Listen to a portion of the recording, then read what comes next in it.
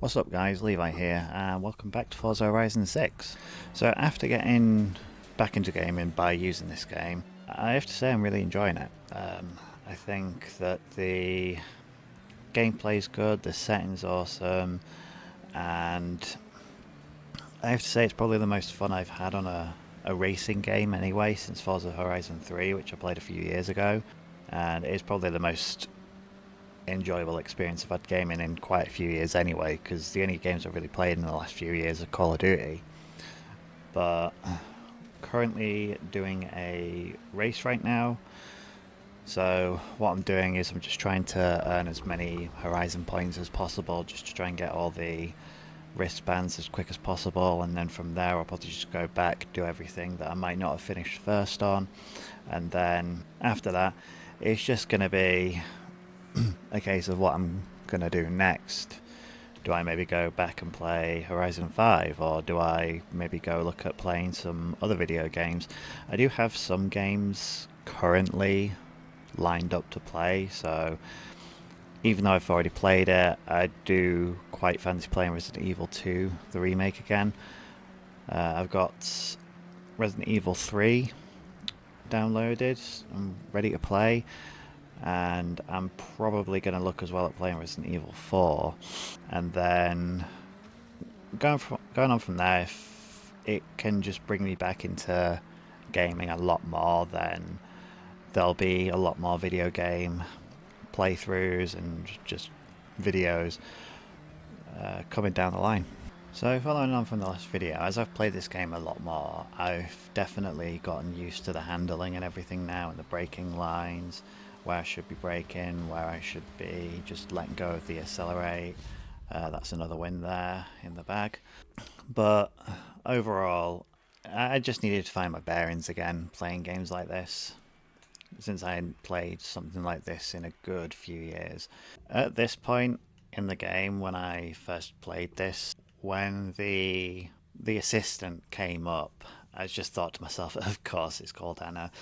Reasons I'm not willing to get into just quite yet, if ever, because it's a bit of a sore subject. So what you're going to see me doing throughout pretty much the entire of this game until I hit the final wristband is I'm just going to let the automatic system basically just tell me what to do, tell me what races to do next. Some of them have been good suggestions, and then some of them have just been like, I really don't want to do this race right now, sort of thing, but it just gives me some sort of direction to go. As you can see, I'm just going through all the radio channels right now. I'm trying to, at this point, just not have too much music in the gameplay videos, because I don't want to risk getting like a copyright claim or anything like that by using too much music. One thing I will say is that depending on what difficulty you're on, you can definitely feel the difference. Obviously, a higher difficulty is meant to be harder, but when you're actually playing it, the difference is night and day. If you're on a bit of an easier level, like I would have probably been in first already, whereas like on this I'm sort of having to really work my way up. So again, at this point I am still getting used to all the braking and everything, and the driving lines, when to hit the brake pedal, when to let go of accelerate. It The way I do it at the moment, like further on from this gameplay, it does work. It just has like a couple of improvements that I do need to make on it. The hairpin turns in particular, I've never been very good at. Like I have to really slow down, and it just feels like all the cars are then sort of catching up to you, which is probably where when I'm doing races I seem to lose like the most time. Overall, the car handling on this game I'd say is really good. With Forza Horizon 4, what I seemed to notice was that a lot of the cars that I was getting, the handling was just pretty off. Like, I'd turn a corner and it just feels like I'm drifting, like, every time I'm turning, which, I'm not the best drifter in the world. But overall, this game right here feels the closest that I've played to Forza Horizon 3 since playing that game. Now, there are a couple of cars that are pretty difficult to handle. You'll see in a later video that I got an aerial at them, and that is just very difficult to handle. It feels like you're just drifting every time you try and turn. See, again, this is probably going to be another thing that I do once I've got all the wristbands and complete the festival, is just go through all of these and just try to complete all the things it needs you to complete. It's just so the aim of me trying to do this is just trying to 100% the game as much as possible.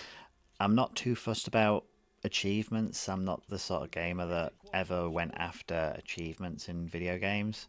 I know that's quite important to some people. Yeah, I've got a friend that like got 100% achievements in Bloodborne, and it's just like I couldn't bring myself to do it, especially with that game. I can't do games like Bloodborne or Dark Souls.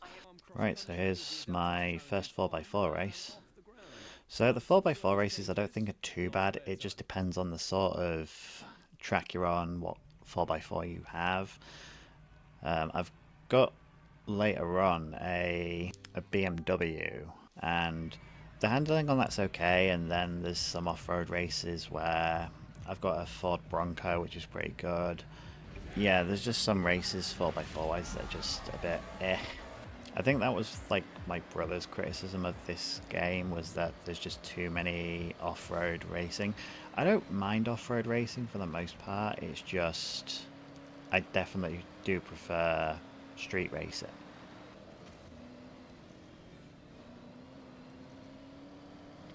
I can't tell you how many times I have had to hit one of like the flags on the checkpoints and say to myself, I definitely hit that checkpoint. There's nothing more frustrating in this game than when you hit a checkpoint and it says that checkpoint's been missed and then you have to go back. Like, it's pretty frustrating, but I do tend to at least aim to hit one of the actual flags on it, like so.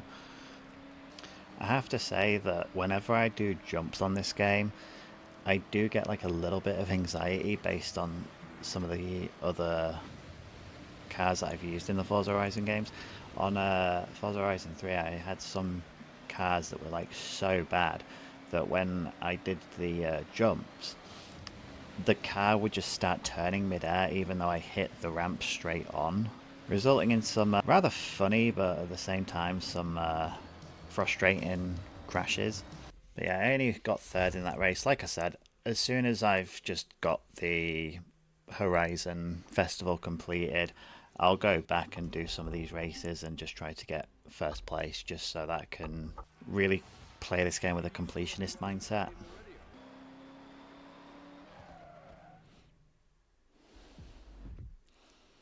Okay, so this is another feature of the game that I do like, is that when you're driving about, you can just find these random cars that are for sale, like this Mazda MX-5. You can definitely tell it's had some work done to it, and the fact that it's discounted, obviously, because it's a used car. I quite like the idea of that. Obviously, you can't see it because my face cam's in the way. But yeah, I think I essentially decided that if I ever see any cars like that, just whilst driving about, I'll check them out, and if they look worth it, then I'll definitely purchase them.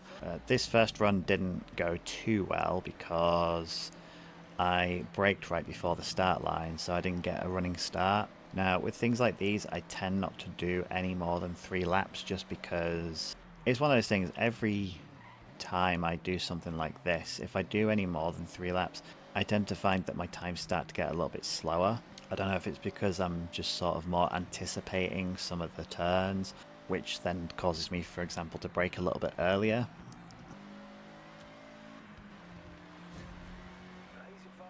Yeah, at this point I was just like, right, this is where I'm going to try and put in an actual decent lap time. So yeah, I missed the checkpoint there, so I now have to go back, which is frustrating. Like, I'm not going to bullshit here, I did miss that one, and I was just a bit like, oh fuck's sake after that. But overall, this is why I do like the rewind feature, so that I don't have to like restart the race entirely or anything like that. I am thinking to myself though, whilst driving this car, that this is actually quite a good car. Like, I thought that this was quite a steal for what I paid for it.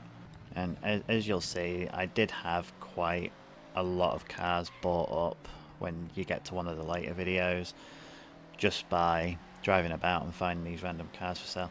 I did find a couple though that are kind of like duplicates of what I've already got.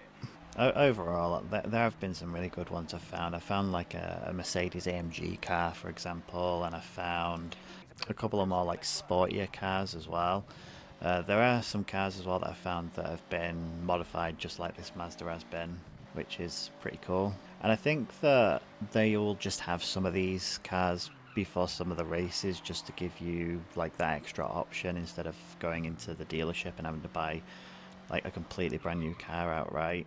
Yeah, which I could have always done, but I feel like this Mazda does the job pretty well.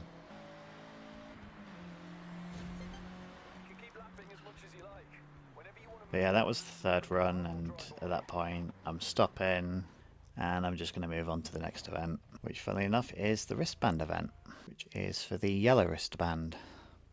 Yeah, this wristband event, it's no particular race or anything, it's just literally getting from point A to point B. Nothing too special about it. Alright, we're getting towards the end of this, and that's the wristband event done. Not too special about it, it was just literally getting from point A to point B. You get nothing extra for passing any cars or anything like that on the way there. Definitely one of the easier ones to do, especially with what's coming. There was a later one where I'm driving a Peugeot rally car, and I'm racing, I think it's a couple of planes I'm racing, and that was a bit of a difficult one. I'm not the best at doing off-road racing or anything like that, and I did find myself sort of skidding around the corners a little bit too much, but overall, like I said in the previous video about the one where you race this giant robot, the races in the Horizon events do seem to be a little bit predetermined, being that even if you mess up, then you're still going to get first anyway. So obviously we've got the car choices here. I decided to go for the Mitsubishi, but still I got the other cars in my garage anyway. But yeah, I'll leave it there, and then there'll be another Forza Horizon 6 video coming soon. But yeah, anyway, thanks for watching, and I will see you in the next one.